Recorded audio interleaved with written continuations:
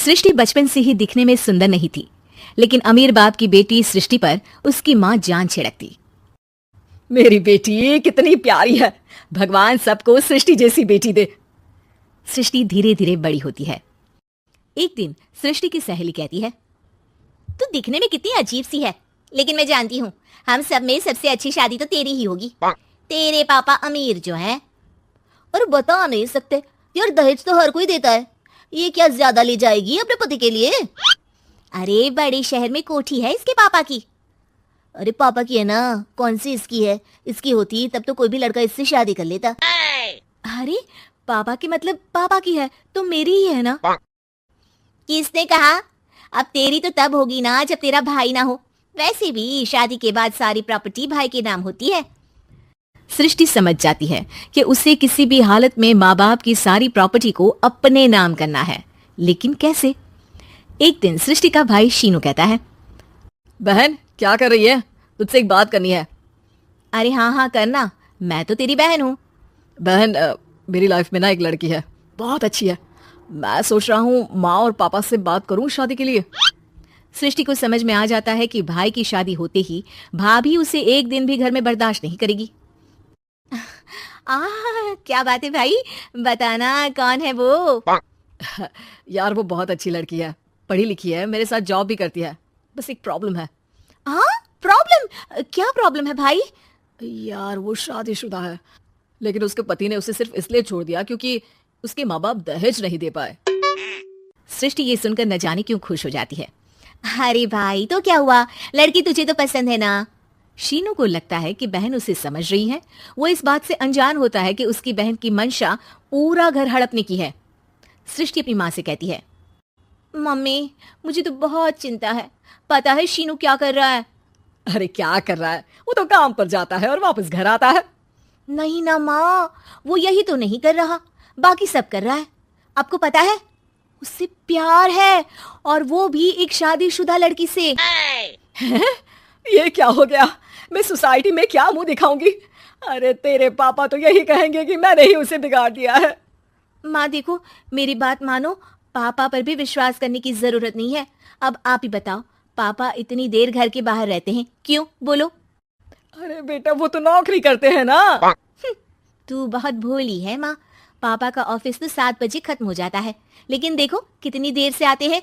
अरे नहीं नहीं बेटा, ऐसी कोई बात नहीं है। सृष्टि माँ को एक औरत से बात करते पिता की फोटो दिखाती है। देखो माँ कैसे हैं पापा, मैं ना कहती थी कि पापा सही नहीं है। मैं तेरे पापा से बात करूंगी, दे फोटो मुझे। ओ माँ वो तो डिलीट हो गई। लेकिन चल, तूने तो देख लिया ना, पापा से बाद में बात कर लेना, और हाँ मेरा नाम बिल्कुल मत लेना। हाँ माँ। अब क्या था, सृष्टि के माँ और पिता के बीच झगड़ा होना शुरू हो जाता है। सृष्टि के मन में क्या चल रहा था कोई नहीं जानता था।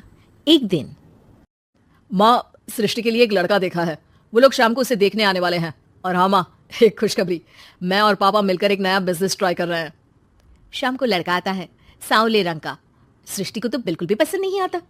लड़की की माँ कहती है, लड़की का चेहरा तो कोई खास नहीं, लेकिन अगर मेरे बेटे को आप लोग सेटल कर दें तो मैं उसकी शादी आपकी बेटी से करवा दूं। सृष्टि को लड़का बिल्कुल पसंद नहीं था। उसे भाई पर गुस्सा आ जाता है। लड़के वालों के जाने के बाद कहती है, माँ देखा शीनू मेरे लिए कैसा लड़का लेकर आया, न दिखाने लायक न सुनने लायक, सेटल भी नहीं, वो भी हम करे।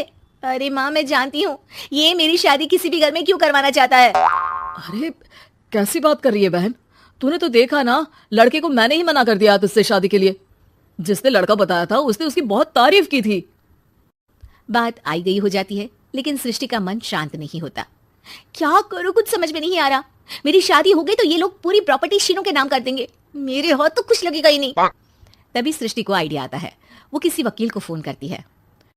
जी देखिए, अगर आपके मम्मी पापा का तलाक हो जाता है तो आपके पिता की आधी प्रॉपर्टी आपकी माँ के नाम हो जाएगी, फिर उसे वो किसी को भी दे सकती है। सृष्टि अब माँ को बेटे के खिलाफ भरती है। माँ शीनू पर नजर रखा करो, वो जिस लड़की के प्यार में है ना वो शादीशुदा है। यहाँ आएगी, सारा पैसा रुपया जमीन जायदाद सब भड़प लेगी। पापा का भी हाल तुमसे छुपा नहीं है। ऐसा ना हो कि मैं और आप एक दिन सड़क पर भीख मांगे।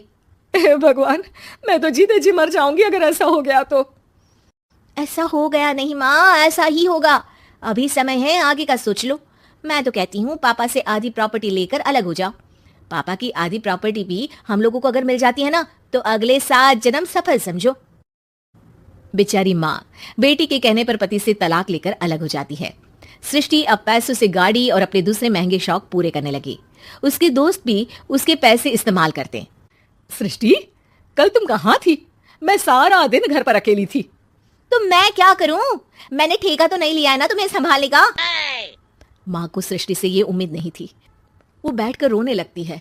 वहीं उसका पति यानी कि सृष्टि के पिता आ जाते हैं। मैं जानता था कि तुम्हारा यही हाल होगा, तो आपने मुझे रोका क्यों नहीं? मैं रोकता तो तुम रुकती क्या? सृष्टि के कहने पर तुमने मुझ पर अपने बेटे पर शक किया, लेकिन तुम ये भूल गई कि कैसे हम दोनों ने मिलकर जीवन में इतना सब खड़ा किया। माँ पति के गले लग जाती है। मुझे माफ कर दीजिए, मैंने आपकी कमाई का एक बड़ा हिस्सा गवा दिया। कोई बात नहीं, तुम साथ हो तो मैं ऐसी 7 प्रॉपर्टी खड़ी कर दूंगा। तभी वहां सृष्टि आ जाती है रोते हुए। माँ, मयंक ने मुझे छोड़ दिया। वो बोल रहा था जब तक मेरे पास पैसे थे तब तक ही वो मेरे साथ था। पापा, माँ, मुझे माफ कर दीजिए।